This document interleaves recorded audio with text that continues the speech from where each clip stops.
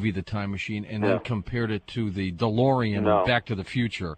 I mean, there's a comparison in high-techness, I guess. No, that's an interesting point. And that sort of kind of leads me to lean towards, not of this earth, because it didn't have a rivet, it didn't have a seam, and you have to understand, I saw the whole front leading edge of it, and it wasn't, and here's the other thing too, I mean, this thing was basically a flying rectangle with smooth, with 25, with a rounded corner on the tops and corners of the edges, and then bent in the middle.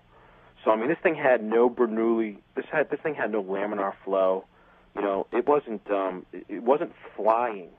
I was going to say, it wasn't a stealth bomber. It wasn't a stealth bomber. Stealth bomber has a wingspan of 187 feet, which is just about the same. I think. Exactly. It wasn't a huge stealth bomber. It was not even close to being a stealth bomber. Stealth bomber uses conventional technology, uses conventional, Bernoulli principle, laminar flow over the wing, et cetera, et cetera. Very loud. Very loud, yeah, and this thing, when it's funny because after it dropped, it made its rotation, it came over the trees.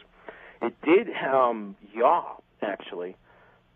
The left wing, the right wing kind of dipped just a little bit. It seemed like it slowed down and it yawed, and as it yawed to the right wing dipped down a little bit and the left wing came up a little bit. And so I kind of got not only the front right view, but at that point sort of an overall view, and I could see the shadow and the outline in the back. It definitely had 3 domes on the bottom of it. It had 3 domes that were probably about 5 feet wide. They came down maybe 2 or 3 feet down below the main structure.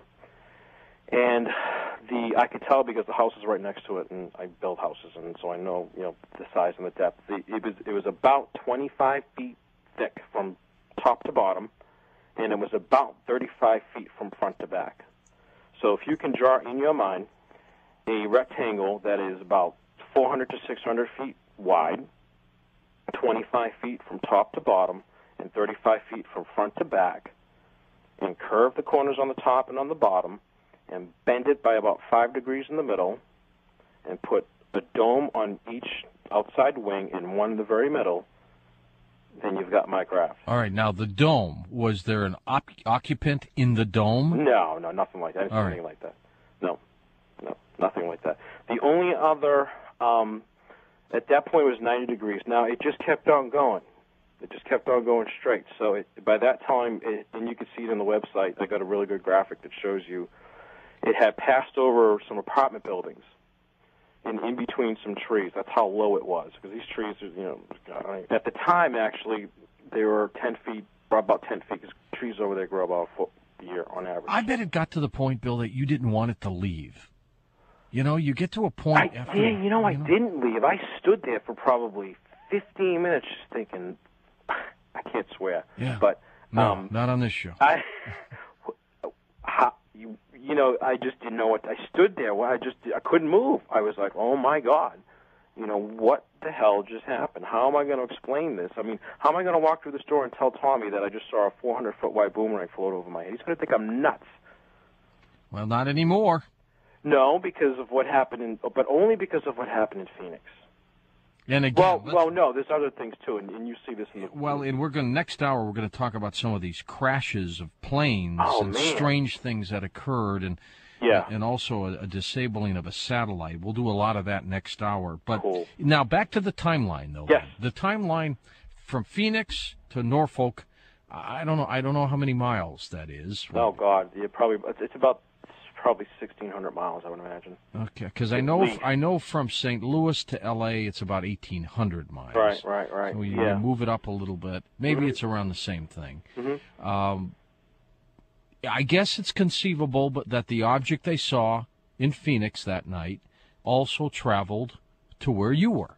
Well, and also, too, we can't assume that there was just one. I mean, obviously, that's true, too. Just from the reports that we got, like some of the earlier reports, I mean, that there were multiple boomerangs that stacked.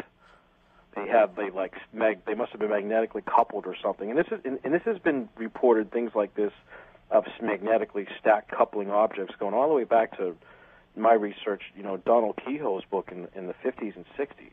And he was the founder of NICAP, the National Investigations Committee on Aerial Phenomena. I know that because as a kid, I had my membership card with me. All right. Well, do you know who T. Townsend Brown was? I don't remember his name. Physicist. Okay. That's a whole other show. I won't get off base. Yeah. And then of course Mike Fortson's description of the boomerang, whom I've talked to, God, I don't know how many times in the past couple months, and Shrake Johnson, who's the Northwest Airlines captain, who's even more qualified about these things than I would be, really. I mean, in an objective point of view. Did you all see the same thing? No. It sounds like Shrake and Mike did at different times, because Mike saw the earlier, I think it was 8 o'clock-ish boomerangs, and Trigg saw them apparently at the 10:22-ish, if I recall correctly. But the difference between his and mine was that apparently they had 5, and theirs was like 5,000 feet wide, mile-wide proportions. So, clearly, I know what I saw. I mean, there's just absolutely no question about what I saw. I mean, I know what I saw, and I know what I didn't see. From a distance. Yeah. If witnesses saw the boomerang, would they not think it was a triangle? Oh, if it had lights on, the human eye wants to connect dots. So I think definitely, possibly, and again, you have to look at each individual case and question each individual, because I think a lot of the Chevron sightings could be easily mixed up with triangular sightings if they're looking at, my object from farther away that wasn't illuminated by street lights. If it was 1,000 feet up, people want to connect the dots, and you would have connected those 3 if those 3 lights, domes were lit up, which apparently they do, but they weren't on mine. But on the flip side of that coin, I also think that there are enough really different sightings that were sort of grouped together in such a way that, in other words, if you had 3 people in one area, and one said, well, I saw a triangle, and the other one said, I saw a chevron, and I saw a boomerang, well, it was probably a boomerang-shaped object. Right. And the triangle was probably They're all pretty close. Yeah, but then you've got clusters where if you see, if you have 4 people see a triangle and you got one person that thinks he saw a boomerang, well, you probably saw a triangle. And so I think that there was